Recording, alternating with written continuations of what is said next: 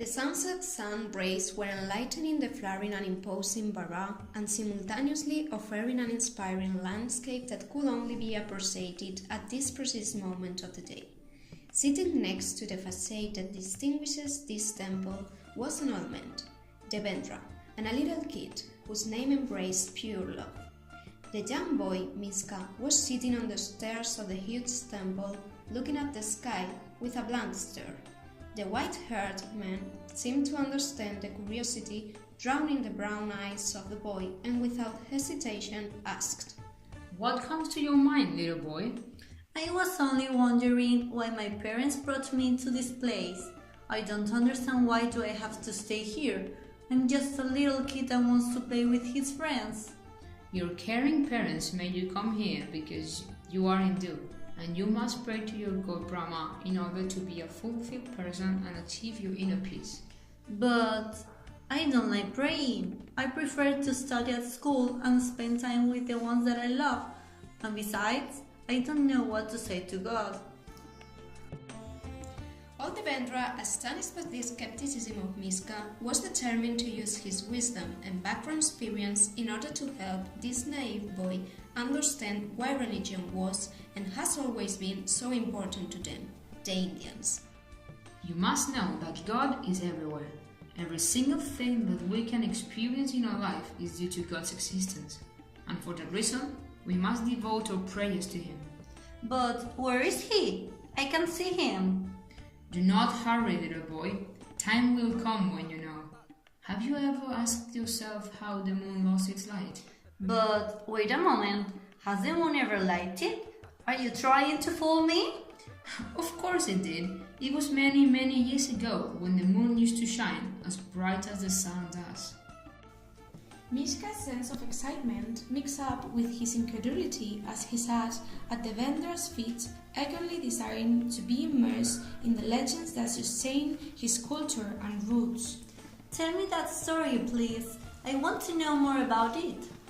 Devendra stopped for a few seconds. He felt flattered.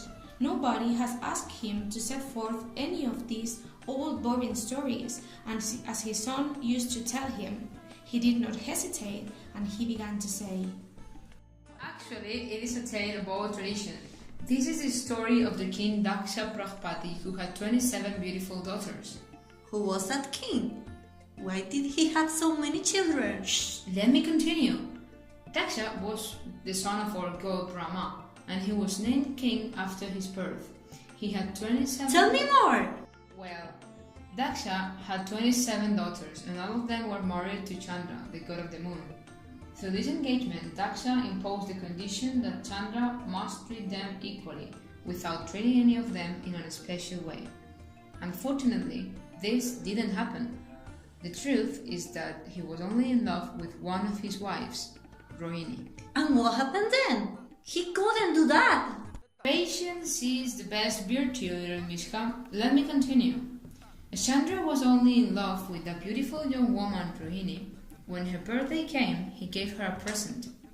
As he was the god of the moon, he shone the brightest that night when he came to visit her. In the meanwhile, the other wives realized what was happening, and without hesitating, they rapidly complained to their father, God Daksha. Daksha got very angry, and he cursed Chandra to stop shining as a punishment for its disloyalty. Oh, poor him. It does not end up here.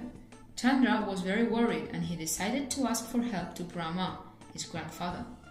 Brahma, the supreme god, advised him to visit Surya, the god of the sun. As soon as Chandra came in, Surya touched his arm, and an impressive light deluged the room. Chandra was left there, as astonished as he felt. He realized that Surya had disappeared. He felt powerful again. From that precise moment on, he could only shine on certain nights, the nights that he visited his beloved wife.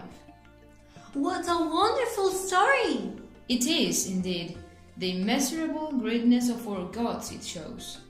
They possess the power to change everything that surrounds us. Thus, you must value the things you have and never forget your roots, nor your beliefs. I couldn't thank you enough, wise Devendra. My parents have just come out. I must go now. I hope to see you again. Maybe you can tell me more stories. I surely will. You can always find me at the Vara as soon as the sun starts to hide.